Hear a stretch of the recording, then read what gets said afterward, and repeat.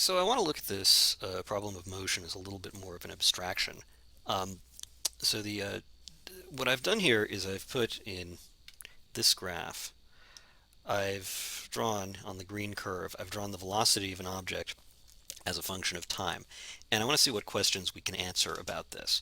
So first of all, just understand what I'm doing is I'm talking about an object that's really moving in a horizontal line like what you see here. But in order to put this on a two-dimensional graph, I'm putting time on the horizontal and I'm putting if you will, the object's horizontal position, I'm putting it on the vertical axis. So a positive value, a value that's above that's above the horizontal axis, we interpret as being motion toward the right in the positive direction. And to the left, object moving to the left, we interpret that as being motion. Sorry, if the velocity is below the x-axis, we interpret that as being motion toward the left, or backwards. We can call this forward, and we can call this direction backward. Backward. So, question is, when is the object moving forward? Now, many people would look at this and say, I see, the object starts down here and it goes up to here. But this is not the object's position, this is the object's velocity. So the answer is, excuse me, the object is actually moving forward when its velocity is positive. That looks like it happens starting here all the way up to here. So this is going to be from 1 less than t less than 3. In other words, when the velocity is in the positive territory. And also, it looks like once we're greater than 6, we don't really know what's happening actually at these endpoints. So let's actually take those out and just use the inequality and not the equality part. We can see when t is greater than 6, the velocity is also in the positive territory. So that's the point, is that if the graph is showing velocity, then the object is moving forward when the velocity is positive. And similarly, we can say when it's moving backwards, that looks like it's going to be 0 to 1, as well as 3 to 5, and I think that's it. In other words, where the velocity function is negative down here, that's where we're seeing motion that's backwards.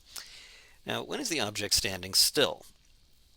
Well, there are a couple of times. We already talked about one of them, that when we see one of these peaks here, we can see is that the slope. What we can see is that the slope of this function appears to have a 0 there, but that's kind of a red herring because that only worked for the position function. What's happening here actually is that the rate of change of the velocity, or the acceleration, is 0. The object is standing still when its velocity is equal to 0, and that's going to happen right here and here and all of here. So it looks like the answer is at t equals 1, t equals 3, and on the interval from 5 to 6, we have a velocity of 0. Now, when is it moving at a constant speed? So that's going to be a situation where for some extended period of time the velocity doesn't change. That looks like it's happening right here, where the velocity looks like it's equal to some constant k on that interval. Now I didn't put in intermediate numbers there, but it looks like this is about 3.25 to 4.5. There's no branch of math that involves reading an imprecise graph, so don't say like, how am I going to answer this on a test? I promise that if you see this on a test, the lines will be much crisper than I've drawn them here, and you will not have this issue. But my point is just that I have to say how long that red line segment is. So that looks like it's going to be 3.25 is less than t is less than 4.5. So that's in that interval of time, the object is moving at a constant speed. It's also, by the way, moving at a constant speed here. It's just that the constant speed is 0. So we can also say that at t equals 0, that it moves not at all from 5 less than t less than 6. That's a perfectly legitimate answer. I just wanted to point out that it's a little bit different because I asked when the object was moving at a constant speed, and here it's sort of not moving at a constant speed of 0 from t equals 5 to t equals 6. And the final question is, when is it located to the right of the origin? The right of the origin, we can't tell.